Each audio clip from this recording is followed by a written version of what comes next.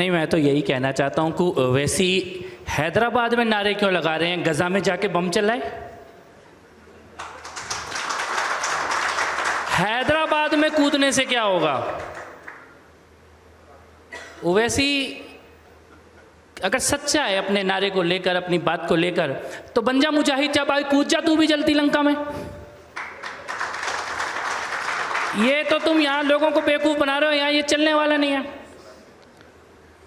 अपने 5 बंदे इकट्ठे करके उधर तू फिलिस्तीन फिलिस्तीन फिलिस्तीन, तो फिलिस्तीन तो खत्म। उसकी एक्सपायरी डेट उसी दिन पक्की हो गई थी जिस दिन इजराइल पे हमला हुआ था। फिलिस्तीन की नहीं, लेकिन उसके आतंकवादियों की तो निश्चित हो गई थी। मैं ये कहना चाहता हूँ यहाँ बैठे सभी लोगों से, जो इजराइल में हुआ क्या भारत में नहीं हुआ? भारत ने नहीं देखा वैसा हमला? कसाब आया था, क्या था वो दिन? मुंबई में कोई होटल में बैठा है, कोई रेस्टोरेंट में बैठा है, कोई स्टेशन पे है, वो सबको मार रहे हैं, आंख मूंद के मार रहे। एग्जैक्टली वही हमला था जो हमास ने इजराइल में किया, वही भारत में हुआ। और एक बार नहीं हुआ, ये दिल्ली के कनॉट प्लेस में हुआ, लाजपत नगर में हुआ, सरोजनी नगर में हुआ, घंटाघर में हुआ, मुंबई में हुआ, पुणे जर्मनी बेकरी में हुआ, हैदराबाद की गलियों में हुआ, बेंगलोर की गलियों में हुआ, संकट मोचन हनुमान मंदिर, सब जगह हुआ। और हमारे देश में तो क्या हो गया था, वो बस में लिखा होता था अपनी सीट के नीचे देखिए कोई भी लवारिस वस्तु बम हो सकती है। तो तेरे प्रधानमंत्री की सीट के नीचे क्यों नहीं हो सकती थी? हमारे बच्चों की सीट के नीचे ही होती थी बस लवारिस वस्तु बम। आज क्यों नहीं हो रहा? वही सेना, वही पुलिस, वही एजेंसी, वही रॉ, वही गुप्तचर, वही सारा सिस्टम है, खाली एक नेतृत्व तो बदल गया। आज करके दिखा दे कोई दिल्ली में, मुंबई में, पुणे में।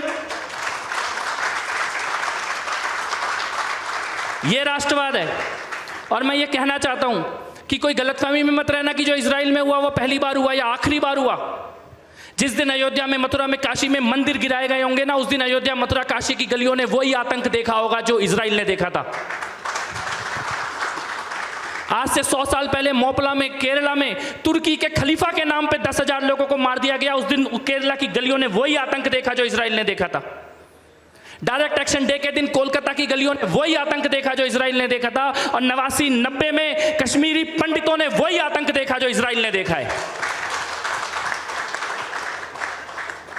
कोई यहां पे बैठ के अगर हमास के या फिलिस्तीन के साथ खड़ा हो रहा है ना, वो हमास या फिलिस्तीन के साथ खड़ा नहीं हो रहा, वो तुम्हें मारने और काटने वालों के साथ खड़ा हो रहा है। और ये बता रहा है कि जिस दिन तुम्हें मारा जाएगा उस दिन वो कहां खड़े होंगे। कोई गलतफहमी ना हो इस बात की, चाहे वो ओवैसी हो, चाहे वो कांग्रेस हो। कांग्रेस, ये जेएनयू के अंदर इन्होंने नारे लगाए हमास के समर्थन में, एएमयू में मार्च निकाला गया। मैं पूछता हूं, जिस दिन संसद पे हमला हुआ एएमयू ने मार्च निकाला था क्या? जिस दिन दिल्ली में बम ब्लास्ट हुए एएमयू में मार्च निकला था क्या? जेएनयू में मार्च निकला था क्या? कांग्रेस पार्टी ने कुर्ते फाड़े थे क्या? यानी देश के अंदर आतंकवादी हमले हुए तो इन्होंने कोई मार्च नहीं निकाला, किसी ने जेएनयू में, किसी ने एएमयू में, कोई वामपंथी, कोई कम्युनिस्ट नहीं निकला। लेकिन वो गजा में, वो फिलिस्तीन में आता, इजराइल बदला ले रहा है तो तुम्हारे कुर्ते फट रहे हैं। किसके सगे हो? किसके सगे हो? किसके साथ खड़े हो? लेकिन ऐसा नहीं है कि देश इस चीज को देख नहीं रहा, देश इस चीज को देख भी रहा है और देश इस चीज को समझ भी रहा है। इजराइल और हमास की जो लड़ाई है वो आज की लड़ाई नहीं है, और वो 2 देशों की लड़ाई नहीं है, वो सभ्यता की लड़ाई है, वो मानवता की और राक्षसों के बीच की लड़ाई है। और भारत पहले भी मानवता के साथ खड़ा था और आगे भी मानवता के साथ खड़ा होगा।